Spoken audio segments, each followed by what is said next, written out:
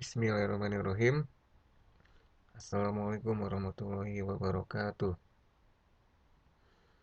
Alhamdulillah, pada minggu ini kita telah masuk pertemuan yang ketujuh pada mata kuliah Basis Data.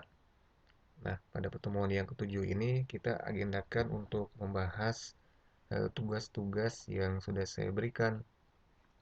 Namun, pada pertemuan eh, praktikumnya, jadi seperti yang sudah saya sampaikan sebelumnya, bahwa kita akan coba efektifkan juga efisiensikan kedua mata kuliah tersebut sehingga satu buah nilai misalkan di mata kuliah praktikum itu kita bisa pakai di mata kuliah teorinya. Begitupun sebaliknya untuk mata kuliah teori itu bisa dipakai di mata kuliah praktikum. Seperti yang sudah kita kerjakan bersama-sama bahwa paling tidak kita sudah mengerjakan 3 tugas. Yang pertama tugas 1, tugas 2, dan tugas 3. Di mana setiap tugas ini merupakan sebenarnya ini merupakan satu bahasan yang sama. Namun kita bagi kita coba kurangi porsinya sehingga menjadi bagian-bagian yang kecil dari tugas. Ini sebenarnya bersambung ya. Dari mulai tugas 1, 2, dan 3 itu saling berhubungan semuanya.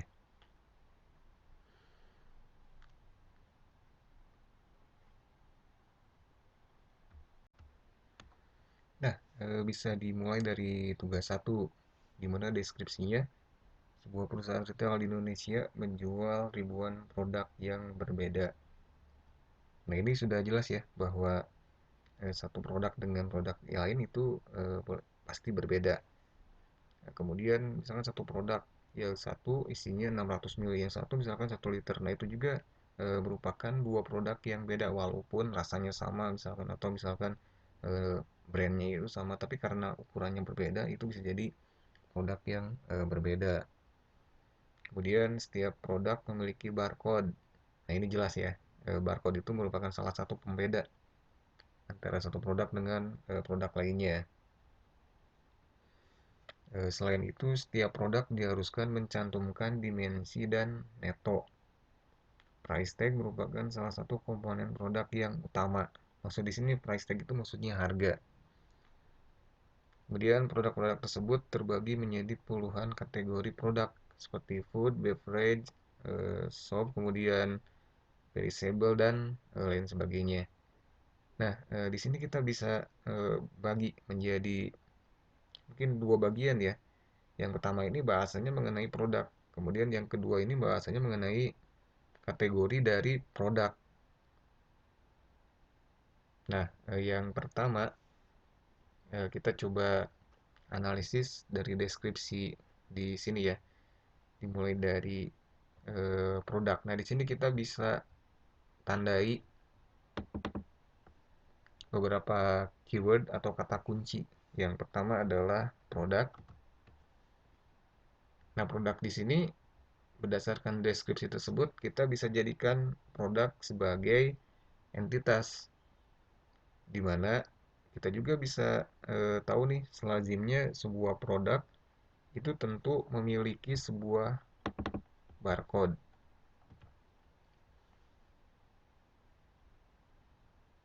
Kemudian setiap produk diharuskan mencantumkan dimensi.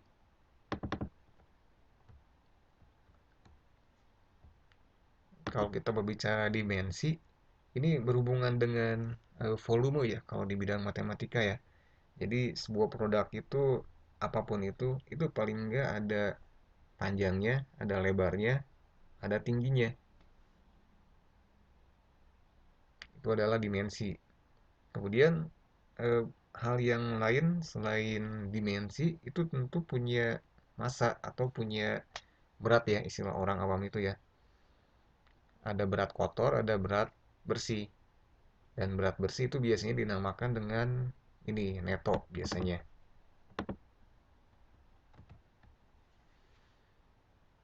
Kemudian hal yang lainnya yang menjadi atribut dari produk itu adalah harga. Ini jelas ya. Setiap produk yang dijual itu pasti punya harganya. Jadi nggak ada yang produk yang tidak ada harganya itu kenapa dijual gitu kan. Nah, kurang lebih seperti itu.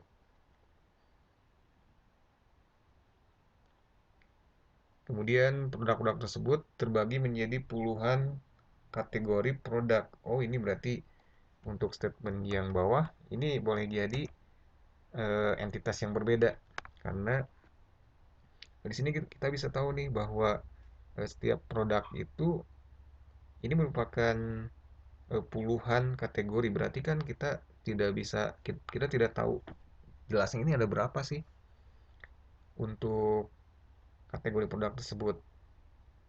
Nah, maka kita bisa pisahkan terlebih dahulu.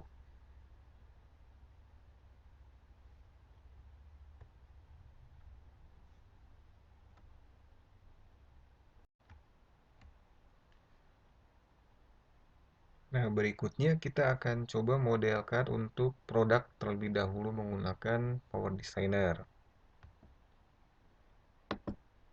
Nah, seperti biasa kita coba mulai dari konseptual model terlebih dahulu.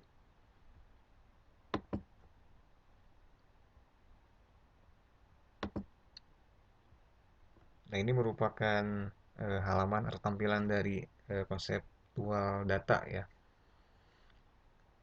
Yang pertama kita coba bikin entitas yang baru. Nah, ini entitasnya. Kita klik di sini. Kemudian kita set sebagai entitas produk. Nah, ini perlu disepakati juga nih, apakah kita akan menggunakan prefix, misalkan TBL produk gitu ya, atau misalkan kita mau pakai bahasa Inggris, TBL produk gitu. Atau misalkan tidak pakai prefix atau suffix ya, misalkan langsung saja produk. Nah, itu silakan disepakati. Jadi masing-masing boleh berbeda, itu nggak jadi masalah dari penamaan untuk entitasnya. Nah, kemudian berikutnya lanjut ke atributnya.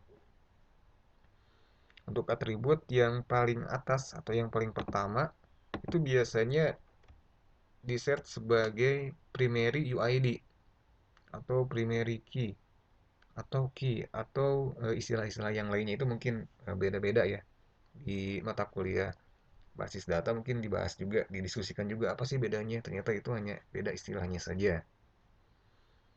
Nah, misalkan kita jadikan untuk primary key-nya misalkan ID spasi produk misalkan. Ini sebagai primary key-nya dengan tipe data integer. Kemudian kita set sebagai primary key. Berarti otomatis mandatory juga. Kemudian yang kedua, secara lazim setiap produk itu pasti punya nama.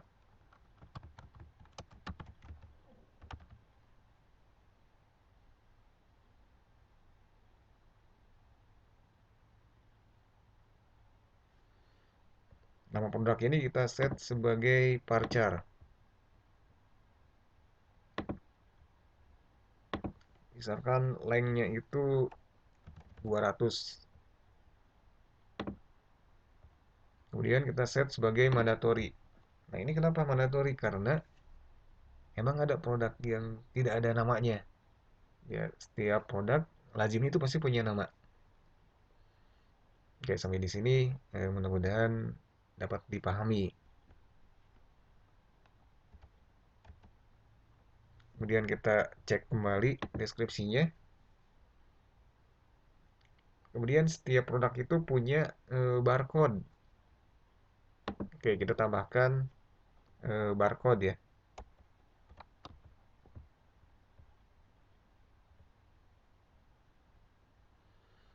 Itu sebagai atribut yang ketiga.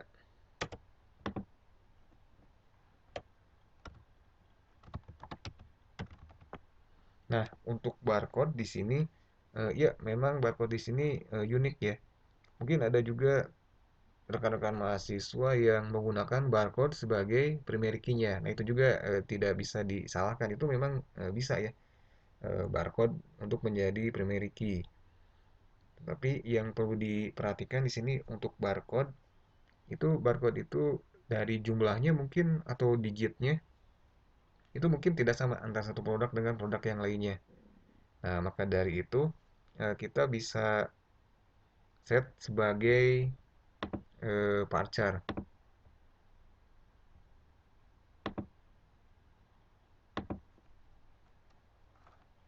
Misalkan 50.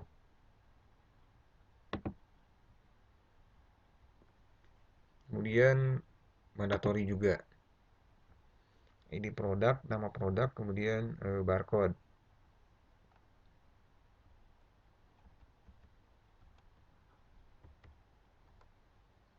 Kita cek lagi kembali untuk deskripsinya.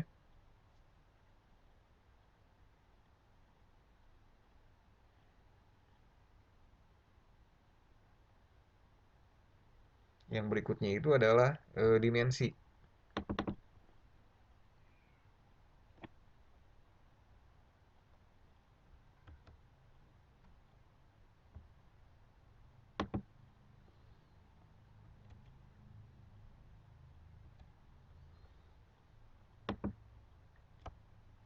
Untuk dimensi itu seperti yang tadi sempat dibahas sedikit ya, itu berhubungan dengan volume. Berarti setiap produk itu punya ukuran panjang, kemudian lebar dan juga ada tingginya. Nah, ini fungsinya buat apa? Mungkin ketika Anda main ke sebuah toko atau minimarket ya, itu kan ada rak displaynya.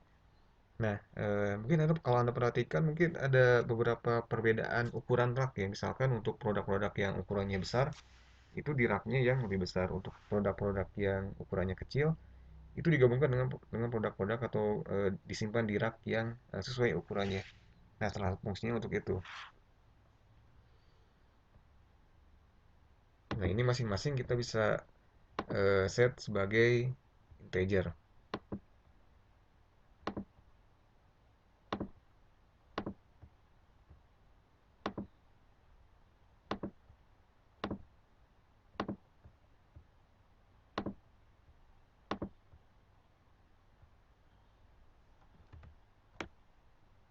Kemudian ada juga neto.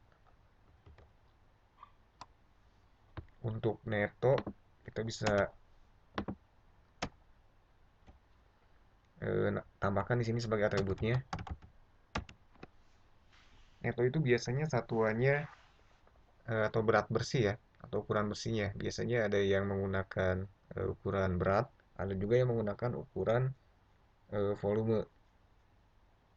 Untuk lebih rincinya seperti itu.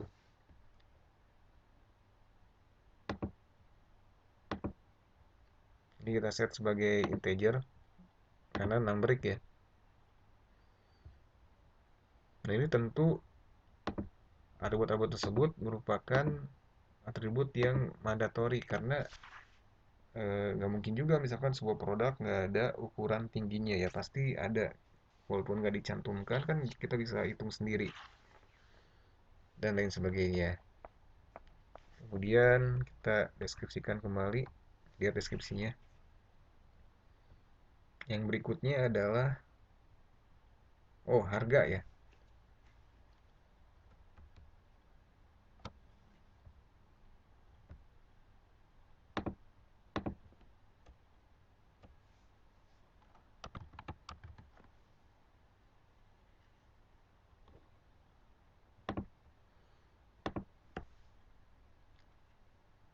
Nah, untuk harga kita bisa set macam-macam nih. Untuk harga bisa menggunakan format money atau misalkan desimal atau misalkan float itu bisa. Misalkan untuk harga kita setnya sebagai float misalkan ya, karena apa istilahnya itu untuk fleksibilitas ya. Misalkan length-nya itu 10 digit.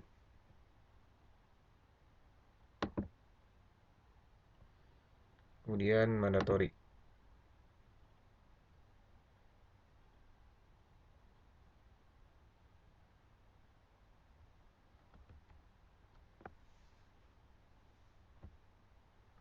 Jadi price tag di sini price tag di sini maksudnya adalah harga yang nanti muncul di dalam raknya.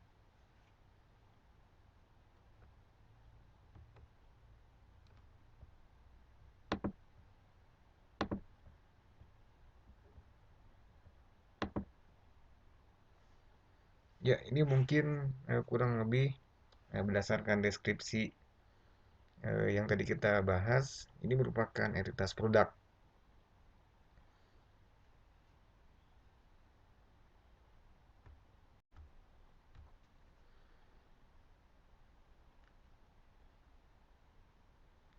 Untuk berikutnya kita akan coba membahas statement yang kedua, di mana deskripsinya ya ini produk-produk tersebut terbagi menjadi puluhan kategori produk seperti food, beverage, dan lain sebagainya. Nah, di sini kita punya beberapa keyword. Yang pertama adalah kategori produk. Mungkin teman-teman mahasiswa ada yang berpikir bahwa kategori produk itu merupakan atribut dari produk. Atau ada juga yang berpikir bahwa kategori produk itu merupakan entitas yang terpisah dari produk. Nah, berdasarkan deskripsi yang ada di sini, kita dapat mengetahui bahwa kategori produk itu jumlahnya sangat banyak, puluhan. Kemudian yang namanya kategori produk itu biasanya dinamis. Di sini misalkan contohnya ada beberapa ya seperti food, beverage dan lain sebagainya. Tapi tidak menutup kemungkinan bahwa akan ada perubahan dari kategori produk tersebut. Entah itu penambahan atau misalkan penggantian nama dan lain sebagainya. Nah, maka ketika kita memodelkan hal yang seperti ini, lebih bijak apabila kita bikin entitas yang baru daripada kita menambahkan atribut di produk itu sendiri. Jadi ketika kita dihadapkan dengan kasus, ya tentu kita punya pilihan ya, apakah kita mau taruh di sini misalkan sebagai atribut dari produk itu memungkinkan. Tapi ketika misalkan jumlahnya banyak, kemudian untuk memudahkan proses input data nantinya, itu lebih bijak kalau misalkan kita coba pisahkan saja antara produk dengan kategorinya atau dengan kategori produk. Nah, jadi entitas yang kedua di sini kita akan set sebagai kategori produk atau produk kategori atau untuk namanya bisa disesuaikan ya. Misalkan kita tentukan untuk nama entitasnya ya ini kategori produk ya.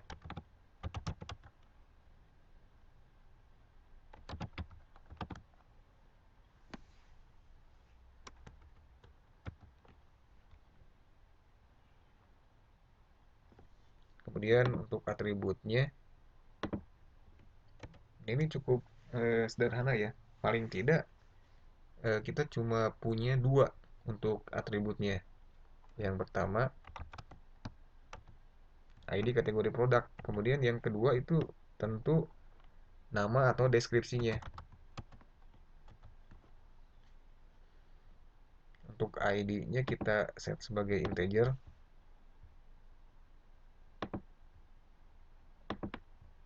Kemudian untuk nama kita set sebagai varchar.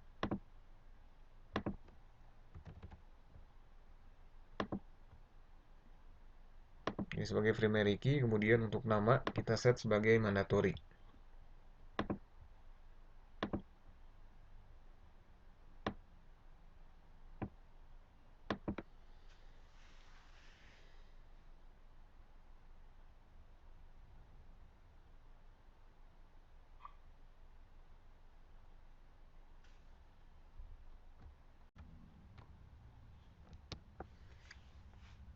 Langkah berikutnya kita akan coba relasikan antara produk dengan kategori produk.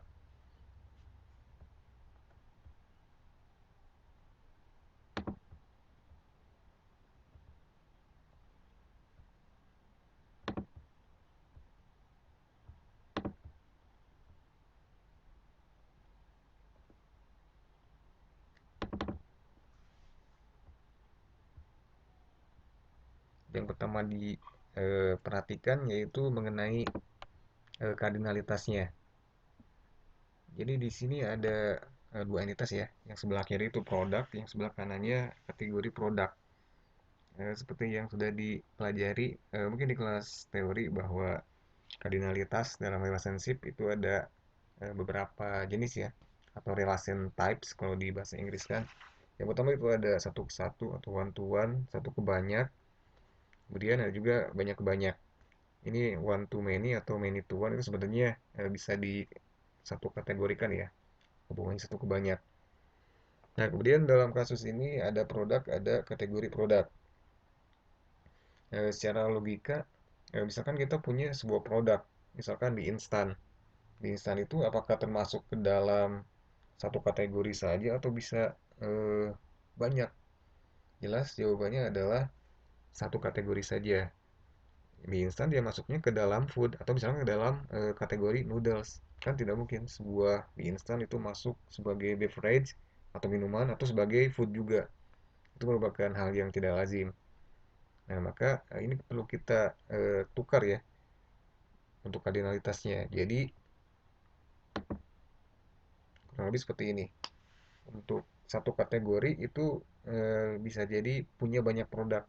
Dengan satu produk itu hanya satu kategori saja.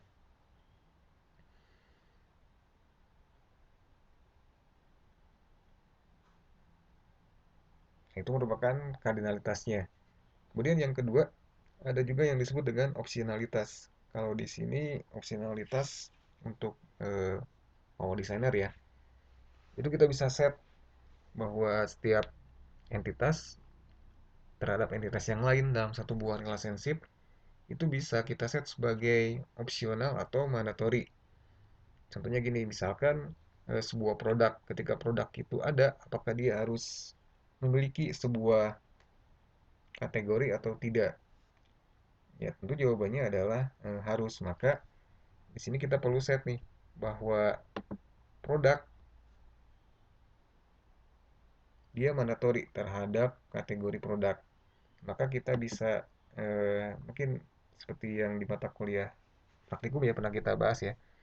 Ini di sini ada garis putus-putus, itu tandanya adalah opsional antara produk dengan kategori produk. Ketika kita akan set produknya itu sebagai mandatori, nah maka displaynya bukan garis putus-putus lagi, tapi merupakan garis lurus.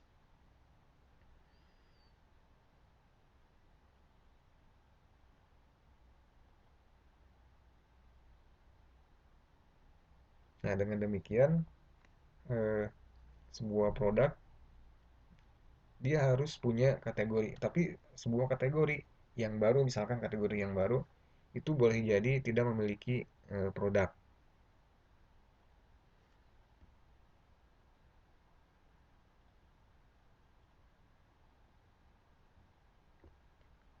Kemudian klik apply, kemudian oke.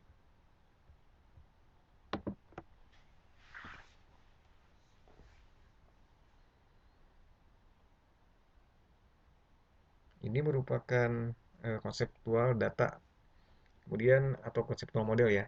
Langkah berikutnya kita akan coba generate ke dalam bentuk logical data model dan juga physical data modelnya.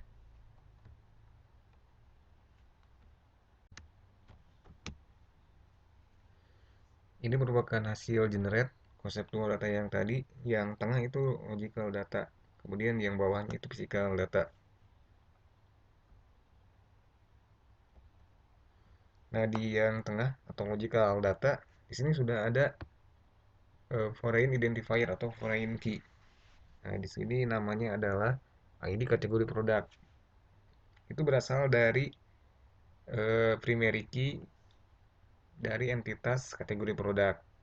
Karena hubungannya satu ke banyak, maka entitas yang kardinalitasnya satu, dia akan menggandakan primary identifier-nya ke entitas yang kardinalitasnya banyak.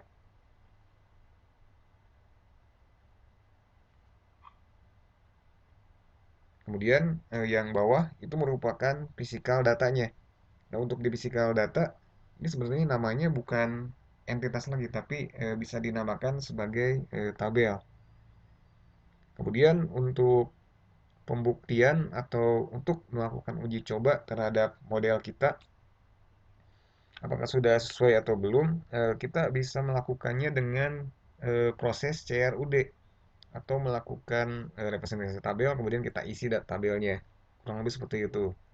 Nah, berdasarkan tugas yang rekan-rekan mahasiswa kumpulkan itu banyak ya ragamnya. Ada yang menggunakan Excel untuk representasi tabelnya, ada juga yang menggunakan database ya, DBMS bahkan ya.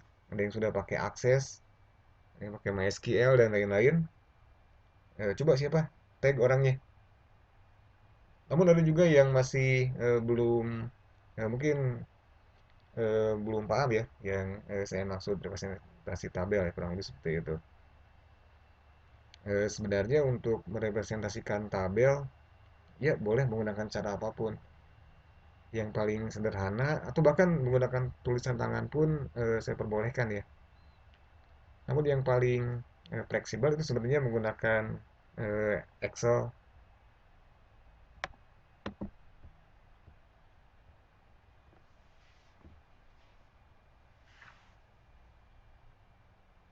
Jadi karena kita belum masuk ke DBMS-nya, tapi kalau misalkan Anda sudah paham, sudah coba di DBMS-nya itu juga tidak masalah. Nah ini contoh, saya coba representasikan model yang kita rancang tadi ke dalam bentuk tabel. Nah di sini ada dua tabel nih. Yang kiri itu tabel produk. Untuk kolomnya sudah saya sesuaikan berdasarkan physical data. Kemudian yang sebelah kanan itu adalah tabel kategori produknya. Di sini ada dua kolom sebagaimana yang tercantum di physical datanya.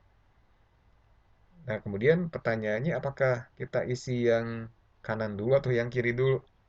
Nah, kita bisa tahu nih berdasarkan konseptual data atau logical data ya. Kita tahu nih mana sih atribut maksudnya mana sih entitas yang mandatory atau mana sih entitas yang opsional. Nah, ini artinya adalah ketika kita mengisikan sebuah produk, itu tentu harus ada kategori produknya. Contoh misalkan kita coba isi untuk yang produk ya, misalkan untuk ID produknya P01. Kemudian kolom berikutnya kita diminta untuk mengisikan ID kategori produk. Nah, ini yang sulit. Karena ID kategori produk di tabel kategori produk itu belum ada.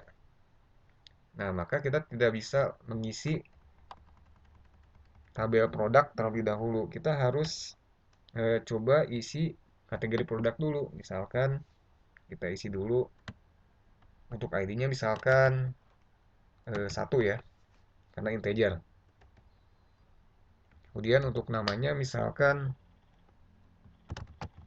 beverage. Kemudian yang dua namanya adalah food misalkan.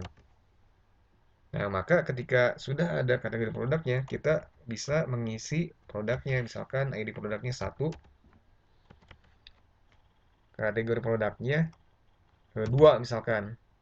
Berarti kategori produknya adalah food. Namanya misalkan mie instan. Kemudian barcode-nya misalkan sekian ya. Panjangnya 10, lebarnya 5, tingginya 2 misalkan. Netonya misalkan 110 gram. Kemudian harganya 3.000. Nah, kurang lebih seperti itu.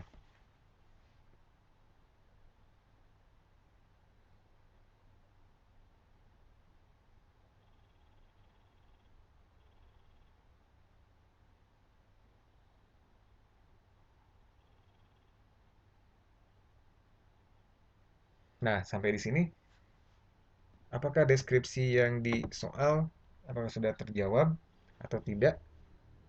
Itu nanti bisa kita diskusikan ya. Nanti bisa eh, ada pertanyaan atau ada masukan, nanti boleh lewat komentar tapi di Google Classroom. Ya, itu aja mungkin untuk video yang pertama mengenai bahasan tugas satu.